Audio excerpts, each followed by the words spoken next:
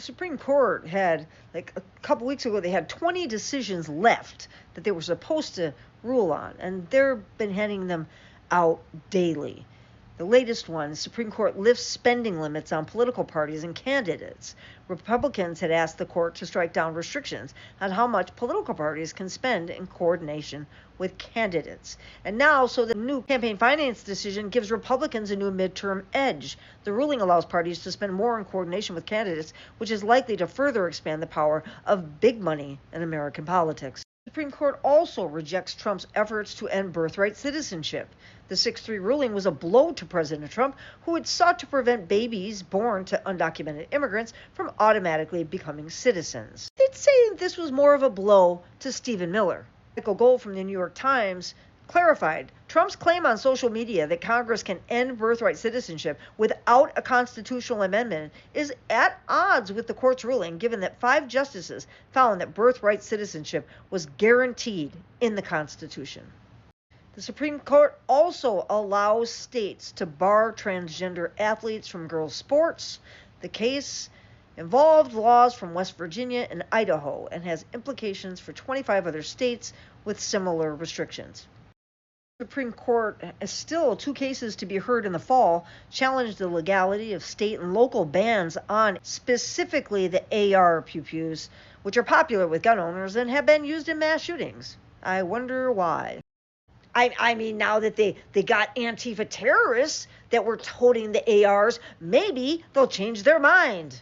Remember, when Pam Bondi was in office, she was laying the legal groundwork to start taking pew-pews from pew-pew owners.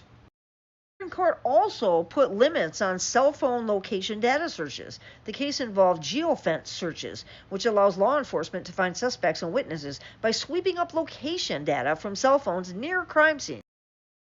When police officers or, the cold water people sweep up location data from cell phone users near crime scenes, they must comply with the Fourth Amendment, the Supreme Court ruled on Monday, in a modest victory for privacy rights in the digital age.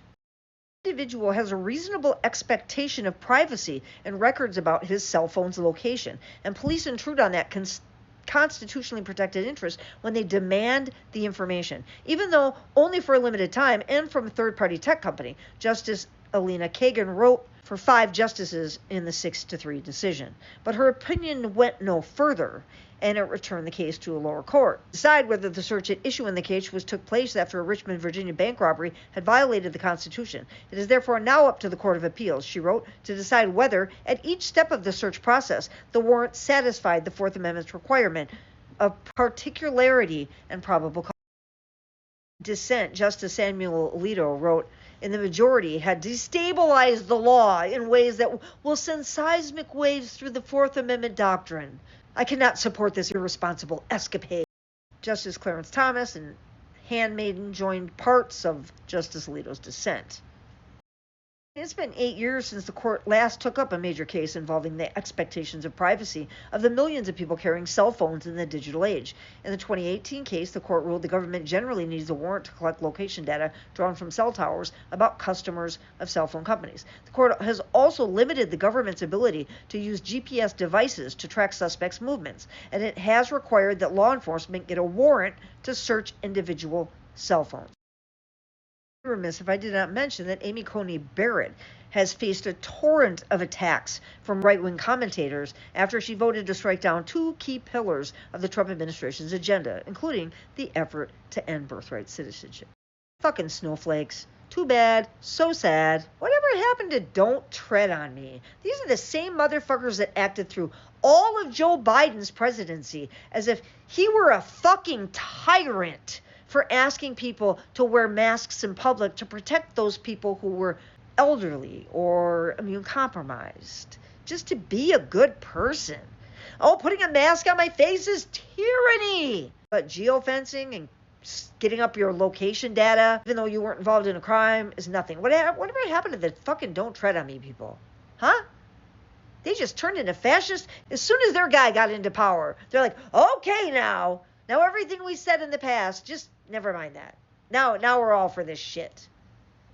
Just fucking amazing. We still have a lot of decisions to hand down, so I'm prepared for some of the worst, as we all should be.